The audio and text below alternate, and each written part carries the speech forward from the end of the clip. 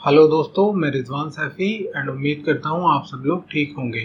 आज की इस वीडियो में मैं बात करूँगा कि scope of supply GST law के अकॉर्डिंग क्या होगा। देखिए, scope of supply basically section 7 cover करता है सीजीएसटी एक्ट का। तो इसका सबसेक्शन 1 बोलता है, for the purpose of this act the expression supply includes.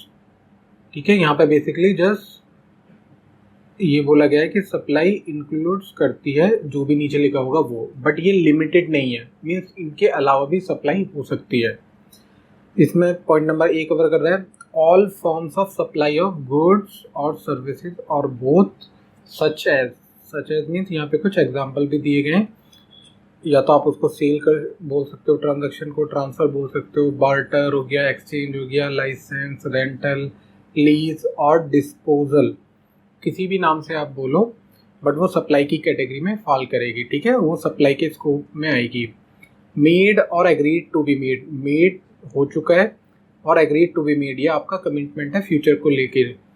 For a consideration, उसमें कंसीडरेशन भी होना चाहिए सप्लाई में।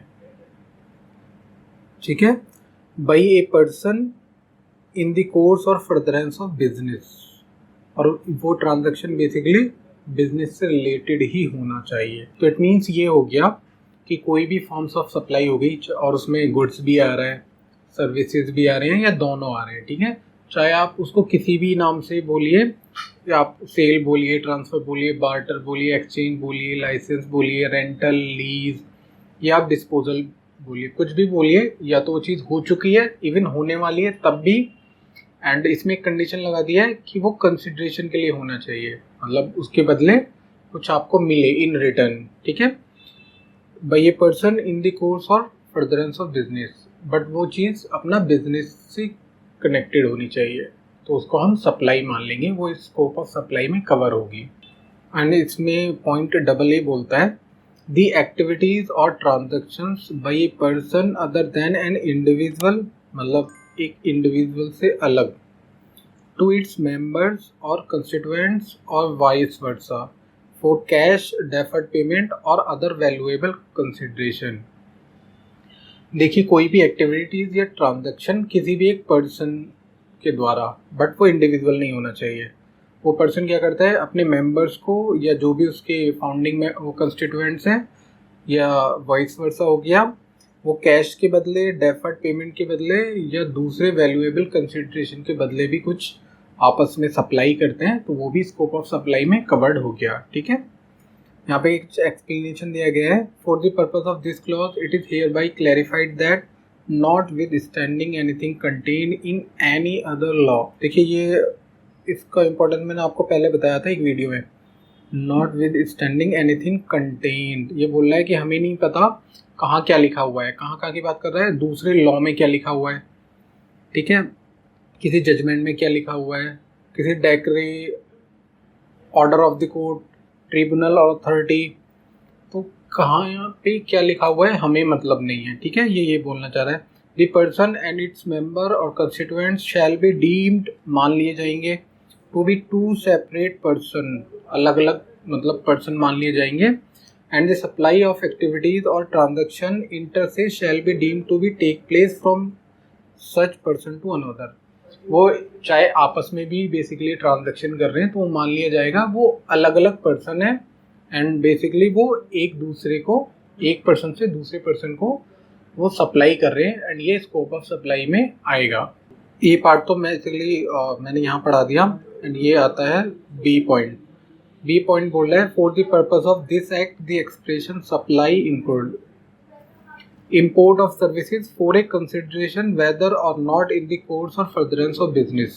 देखिए, यहाँ पे जो लिखा है whether or not in the course or furtherance of business, मतलब वो बिजनेस से रिलेटेड हो या नहीं हो, in case import of services हो रहा है तो उसको बेसिकली सप्लाई मान लेंगे। ठीक है, सप्लाई इंक्लूड्स, यहाँ देखिए स्पेशली ये सिर्फ सर्विसेज के बारे में बात कर रहा है, गुड्स की बात नहीं कर रहा है। तो इट मीन्स सर्विस का इम्पोर्ट होता है फॉर ए कंसिडरेशन, चाहे वो बिजनेस के कनेक्शन से हो या नहीं हो, डजंट मैटर, तो वो बेसिकली सप्लाई की कैटेगरी में आएगा। ठीक है, एंड इसमें ठीक है, दूसरा बोल रहा है, the activities specified in schedule 1, made और agreed to be made without consideration. देखो यहाँ पे बोला था फॉर ए कंसिडरेशन, इसका मतलब जो भी हम इंपोर्ट कर रहे हैं उसमें बेसिकली कुछ ना कुछ इन रिटर्न होना चाहिए, कंसिडरेशन होना चाहिए, तभी हम उसको सप्लाई में इंक्लूड करेंगे। इन केस कंसिडरेशन नहीं है तो वो सप्लाई में इंक्लूड नहीं होगा, क्योंकि यहाँ एक कंडीशन लगी हुई है लॉ में। बट ये सी पॉइंट में बनाया है कि कुछ एक्टिविटीज़ ना, एक शेड्यूल है वहाँ पे बहुत सारी इन्होंने एक्टिविटीज़ लिखी हुई हैं।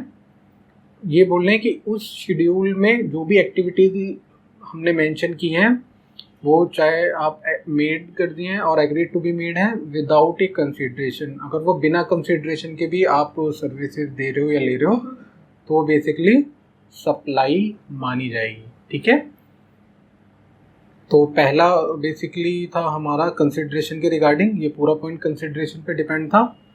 एंड यहाँ पे देखिए, यहाँ पे भी कंसिडरेशन की बात करता है फॉर ए कंसिडरेशन, और सी पॉइंट में बोलता है कि कुछ एक्टिविटी जो हमने शेड्यूल 1 में स्पेसिफाइड की है अगर उनके रिगार्डिंग कंसिडरेशन नहीं होता है तो भी वो सप्लाई मानी जाएगी। यहाँ बेसिकली सबसेक्शन 1 ही ऐड किया गया है एंड ये बोलता है वेयर सर्टेन एक्टिविटीज और transaction constitute A supply in accordance with the provision of subsection 1। Subsection 1 मतलब ये जो हमने पढ़ा है अभी तक सबसेक्शन 1। तो ये बोल रहा है अगर कोई सप्लाई सबसेक्शन 1 के अकॉर्डिंग बन जाती है कि ये सप्लाई है, तो ये बोल रहा है बेसिकली जो सबसेक्शन 1 में हम सप्लाई मान रहे हैं they shall be treated either as a supply of goods और supply of services as referred to in schedule 2। Basically अगर मैं इसको पूरे को समराइज करूं तो ये बोल रहा है जो भी हम सबसेक्शन 1 में सप्लाई मान रहे हैं ना उसको या तो हम सप्लाई ऑफ गुड्स बोलेंगे या सप्लाई ऑफ सर्विसेज बोलेंगे। ठीक है, एक ही चीज़ बोलेंगे, दोनों नहीं बोल सकते। तो वो तो ट्रांजैक्शन या तो सप्लाई ऑफ गुड्स होगा या सप्लाई ऑफ सर्विसेज हो गया। इसकी क्लियरिटी जो इन्होंने दी है बेसिकली शेड्यूल 2 में दी है। ठीक है, तो हम शेड्यूल 2 में पढ़ लेंगे किस ट्रांजैक्शन को हम सप्लाई ऑफ गुड्स बोलेंगे, किसे सप्लाई ऑफ सर्विसेज बोलेंगे। एंड आगे बढ़ते हैं, देखिए अब इसमें आता है सबसेक्शन 2। सबसेक्शन 2 बोलता है not with standing anything contained in subsection 1। देखिए इस वर्ड बार बार आएगा एंड इस वर्ड का अपना एक इम्पोर्टेंस होता है। ये बोलते हैं सबसेक्शन 1 में क्या लिखा हुआ है हमें उससे कोई मतलब नहीं है। ठीक है, अब ये बात करता है आगे एक्टिविटीज और ट्रांजैक्शन स्पेसिफाइड इन शेड्यूल 3। ठीक है, सच एक्टिविटी और transaction undertaken by the central government, state government, any local authority in which they are engaged as public authorities as may be notified by the government on the recommendation of the council shall be treated neither as a supply of goods nor supply of a services।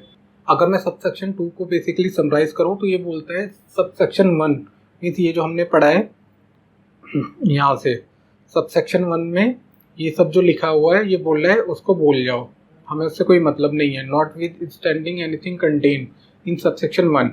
तो ये बोल रहा है कोई ऐसा transaction activities है जो schedule 3 में नोटिफाइड है या कोई ऐसे ट्रांजैक्शन है जो basically central government, state government या फिर कोई लोकल अथॉरिटी जिसको अंडरटेक कर रही है एज ए पब्लिक अथॉरिटी, तो उस ट्रांजैक्शन को ना तो सप्लाई ऑफ गुड्स माना जाएगा ना ही सप्लाई ऑफ सर्विसेज माना जाएगा।